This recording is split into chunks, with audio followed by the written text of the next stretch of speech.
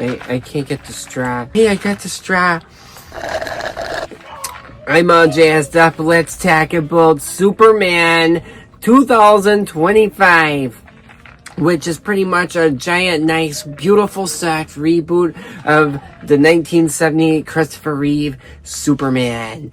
Let's get into it. Alright, greenheads, for all you guys who have just started watching me or don't know, I mostly started always doing reviews and done impressions, but please like this video and subscribe to my channel if you guys haven't already. And let's begin this, guys.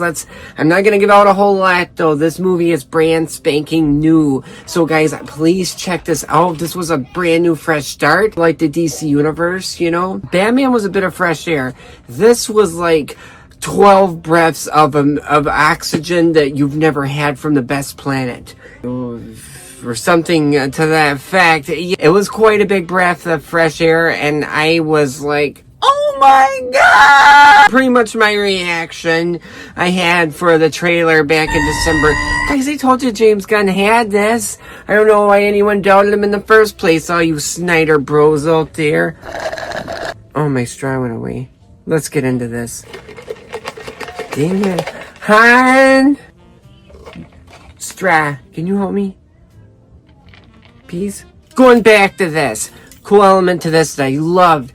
We got a brief glassing over of what Superman has been doing. We didn't have to have, oh, he's a baby. Guess what? No baby that traumatized you. It's like, I'm just trying to stay in this theater and watch a movie about my favorite comic book, okay? I don't need to, I know he was a baby. Guess what? None of that in this. Yeah, you see like footage, but that's towards the end. We'll talk about that, okay? He's been Superman about 3 years. A few years ago, when we watched Batman, he has like been Batman for 2 years. We don't need to see a whole beginning story. I love DC for doing this. It was so cool. And you know, their first opening scene was not what I would exactly been expecting, but I thought was pretty great. It was a great start to an intro of who he really is, the Superman.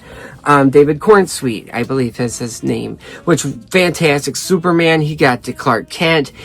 They explained so many things in this. It was great. I loved that we got the glasses element. Like, oh, how does Clark always look like Superman, but no one...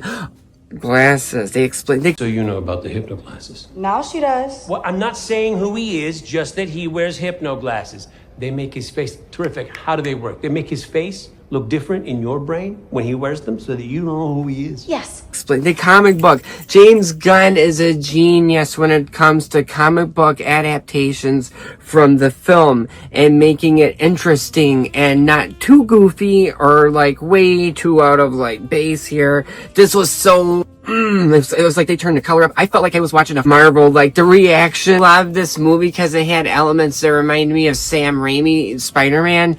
You know, because the background characters where they're like, ah! Like they're over the top, and I'm like, yes. This movie gave me hope for DC. Just symbol on my chest. The symbol's hope. Superman. David Cornsweet, he gets the character. He gets Clark Kent. Perfect Lois Lane. She's even a little bit similar looking to Margot Kidder. So I was just like, oh my gosh. Jimmy Olsen is a spitting image, a small little take of Marty McFly. I had like small bits of Michael J. Fox where he's like, yeah, Kitty, I'll take, yeah.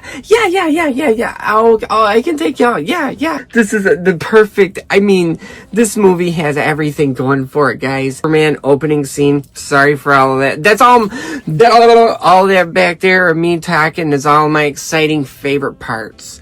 One more thing, and then I'm getting back to the film. Green Lantern, really funny. I don't know much about him or his... I didn't get into the comics of Green Lantern, but James Gunn is so brilliant when it comes to the outcast characters, right? Like, I'm not gonna give out too much, but this guy, he's like, I'm Leader, of the Justice Gang. That's a cool name, right? You think it's a cool name, you're in. You know, he's just like not really, he's like a Drax, but more a little articulate and smart. But of how Gunn is handling this. This is like the perfect direction. Superman, he's quirky. He, of course, so like out of his element too, because he's like, they defeat a monster, and him and the Justice Gang, spoilers, they already know each other. Again, he's been Superman for 3 years now.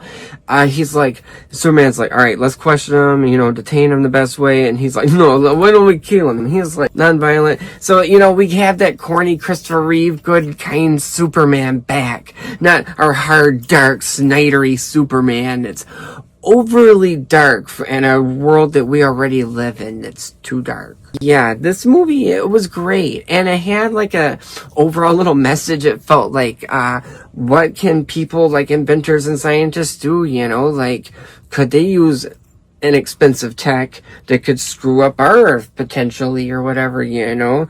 I don't know. It's a lot of interesting messages in this. But going back to the film, it starts out, the opening, we find out Lex Luthor is pretty much inventing problems for Superman. Spoiler is that I think Gunn, maybe, I'm not sure if this is DC Comics or not, has invented a little place called Baravia, and another country, or they're going at each other with a war, and Clark gets involved without talking to the president or any officials, but he helps these people of Baravia, but it's controversial.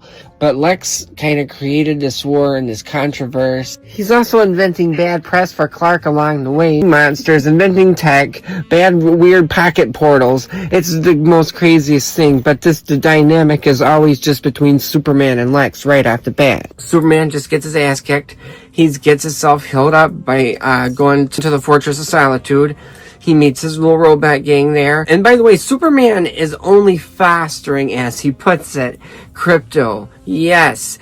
We have a little scene at the end with Kara. That's Supergirl, Superman's cousin. Superman has so much going on, and his side characters are great.